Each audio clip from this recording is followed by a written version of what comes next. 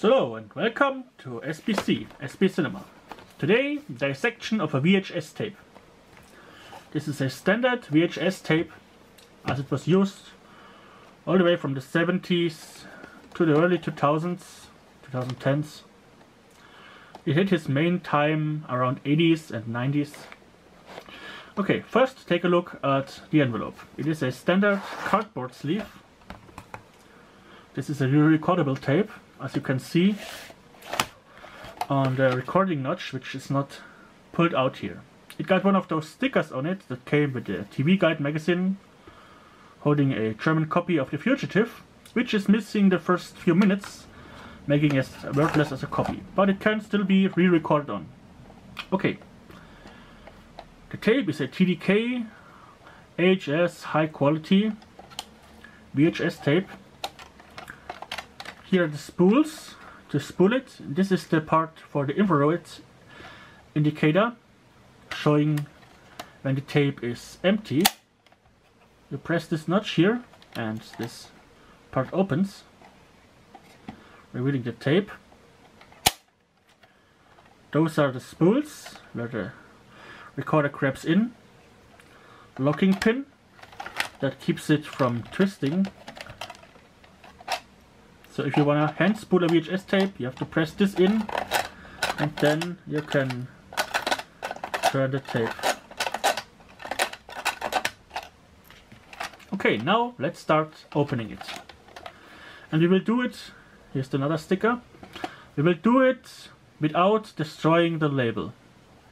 A method I have developed back in the day when opening rented VHS tapes. Don't ask why. Let me get you a bit closer on here. So, it is held together by a few screws, one on each corner and one in the middle.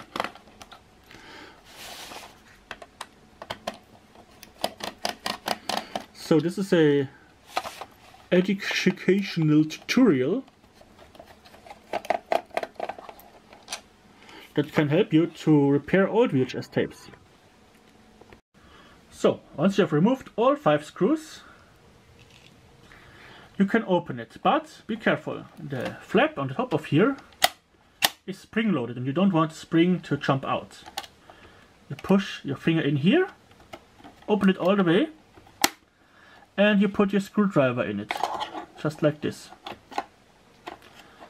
This holds it down. Now you can open it just this way, but keep in mind you shouldn't do this, because then all the metal pins are falling out. So what you do is to turn it this way around and you open it. You see, we didn't destroy the label.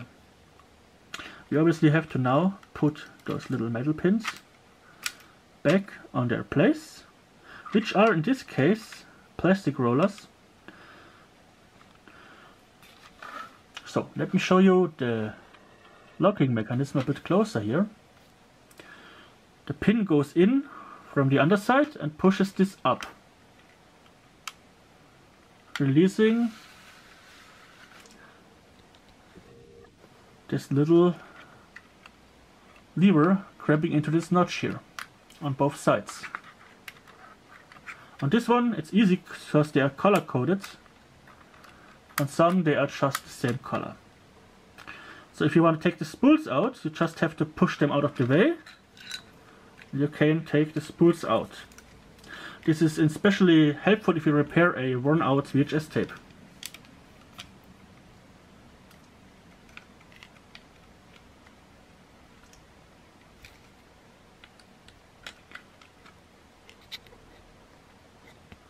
So, now a bit look of the spools here.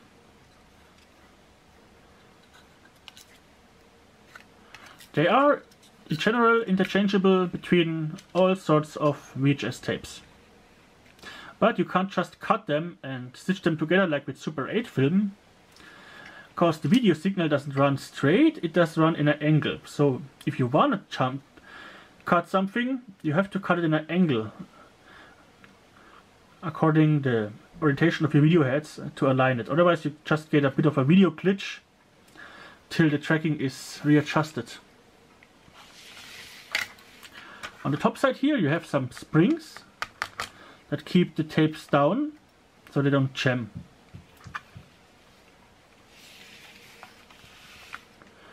This reinforcement pattern here is not on all tapes, this is manufacturing specific.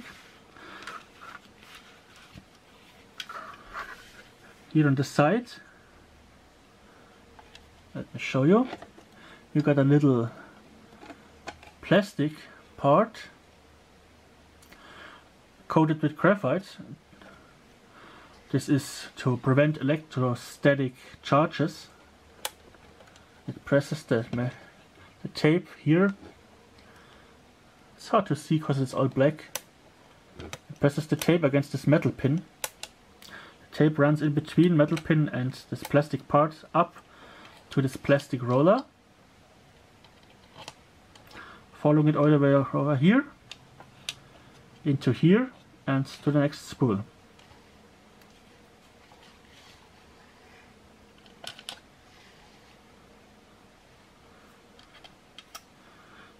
Another plastic part. You can push it on this here, but this doesn't help you. So put it on here. Yeah. Windows to show you how far the tape is spooled off. Not necessary. Some cheaper tapes don't include them anymore, especially late 2000s tapes when they had cost cutting to do.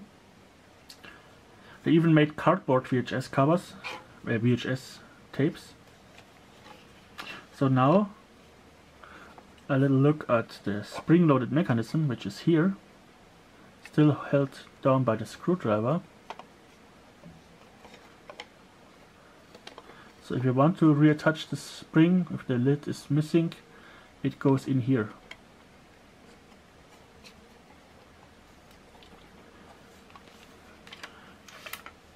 So now let's spool this tape back into the casing, because if you want to repair one, because sometimes it's just worn. Okay, we start with this side, just because that's the heavy one. You should wear gloves when touching it. Make sure it's sitting in here. You have to push this out of the way when putting it back in. Turning it a bit to see if it runs smooth. This is perfect. Now I just fiddle it in here.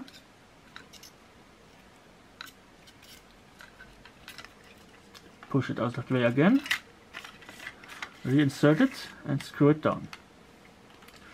Now it sits where it belongs. Close the lid up again. Sometimes by closing it, it gets a bit tight. Then you have to push it out of the way. But you can close it this way. Now it's closed. But another thing, when you want to remove the label without destroying it, you now just push down on it.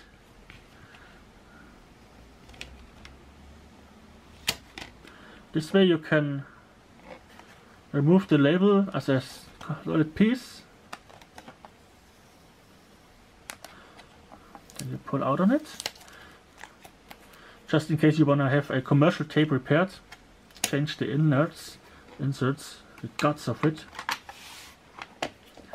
Yeah, it's now shut again.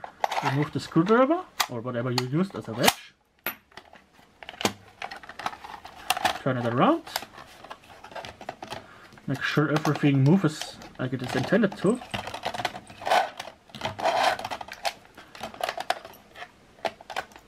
You can just leave it in here. Yep, that's fine. And then you just put your screws back in. Which I won't do it now on camera, because just put one in. But yeah, that's it.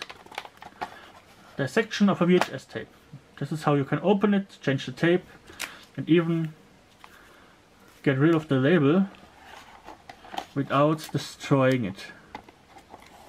I wish it would be that easy with 8-track tapes. Yeah, put it back in the sleeve, put it on the shelf.